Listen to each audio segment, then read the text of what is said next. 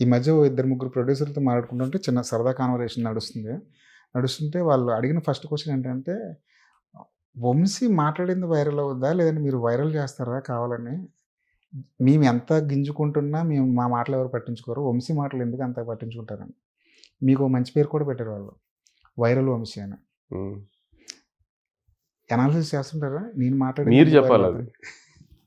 అంటే కాన్వర్సేషన్ బట్టే ఉంటుంది. ఎలాగా మీరు మీరు మాట్లాడే మాటలు కూడా. అవి బయటికెళ్ళే పద్ధతిని బట్టి కూడా ఉంటాయి. జనాలు ఎలా రిసీవ్ చేసుకుంటున్నారన్న దాన్ని బట్టి కూడా ఉంటుంది. కాకపోతే నేను అర్థం చేసుకున్నది, అబ్జర్వ్ చేసేదేంటంటే, మీరేం మాట్లాడతారా అని అందరూ వెయిట్ చేస్తుంటారు.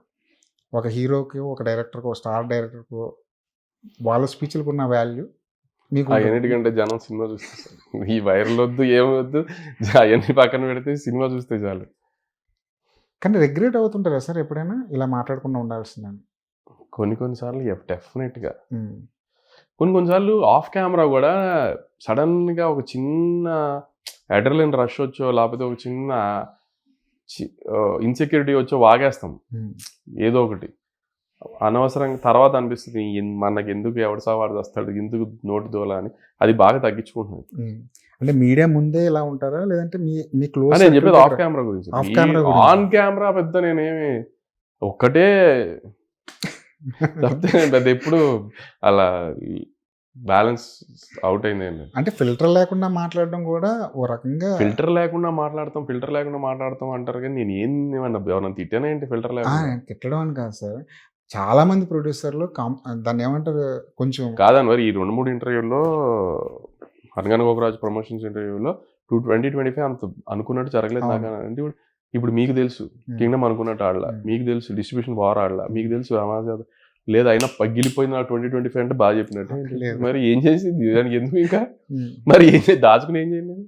అంటే చాలామంది రియాలిటీకి రావడానికి చాలా టైం పడుతది వాళ్ళకి కూడా. 2025లో వచ్చిన సినిమాని 2030లో అడిగినా సరే మాది హిట్టే అంటారు.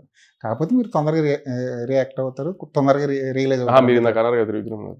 త్రివిక్రమ్ గారితో నేను నిజాన్ని మార్నింగ్ షో పడిన తర్వాత మ్యాట్నీకి నాకు తెలిసిపోద్ది వచ్చి రిజల్ట్. హ్మ్. ఇంకా నా డిస్ట్రిబ్యూటర్లే ఒప్పుకోరు కొన్ని సార్లు. హ్మ్. మొన్న ఒక సినిమా కూడా లేదు సార్ బాగుంటుంది 7 సార్లు లేదా నాకు తెలిసిపోద్ది మ్యాట్నీకి. నేను సార్కి చెప్పేస్తాను ఇమీడియట్గా. ఫస్ట్ సార్కే బాబాయ్కే చెప్తా అయిపోయింది మర్చిపోండి దీని సంగతి అని. అస్సలు అలా ముసుగులో గుద్దులాట్లో పెట్టి ఏం కాదు ఎఫర్ట్ పెడదాం డిస్ట్రిబ్యూటర్లు ఏమి నాకు అసలు మంచి మాటలే రావు నోట్లేదు. నాకు తెలిసిపోతుంది మ్యాట్నీకే ఫస్ట్. కాకపోతే మీరు సినిమా ఇండస్ట్రీ గురించి ఏం మాట్లాడినా పర్లేదు. మీ గురించి మీరు ఎన్ని మాట్లాడుకున్నా పర్లేదు. కానీ మధ్య మధ్యలో చిన్న చిన్న మిస్‌ఫైర్ అవుతుంటాయి. ఫర్ ఎగ్జాంపుల్ మీరు క్రష్ గురించి మాట్లాడింది. అది మిస్‌ఫైర్ అవుతుంటుంది. అయింది.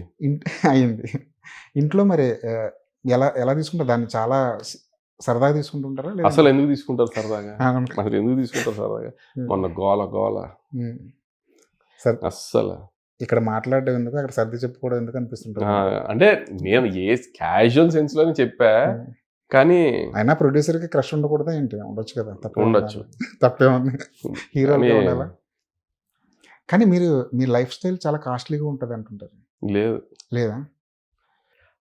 నేను బోర్ కొట్టినప్పుడల్లా ట్రావెల్ చేస్తూ ఉంటా. అంటే ట్రావెల్ చేస్తాం ఎక్కువేం కాదులేండి. కొన్ని ఇయర్లీ 3, 4 టైమ్స్ అనుకో. ట్రావెల్ చేసినప్పుడు ఖర్చు ఎక్కువ అవుతది. అసలు హైదరాబాద్‌లో ఉంటే నాకు ఖర్చు ఉండదు. హైదరాబాద్‌లో ఉంటే అసలు పైసా ఖర్చు ఉండదు నాకు. పర్స్ కూడా ముట్టుకోను నేను అసలు హైదరాబాద్‌లో ఉంటే. అస్సలు ఇంకేమీ లేదు. అంటే ఒక 2 ఇయర్స్ బ్యాక్ దాకా 1 ఇయర్ బ్యాక్ దాకా కార్ల మీద మోజు ఉండేది. ఇప్పుడు అది పోయింది. ఎందుకంటే నేను తిరగట్లా.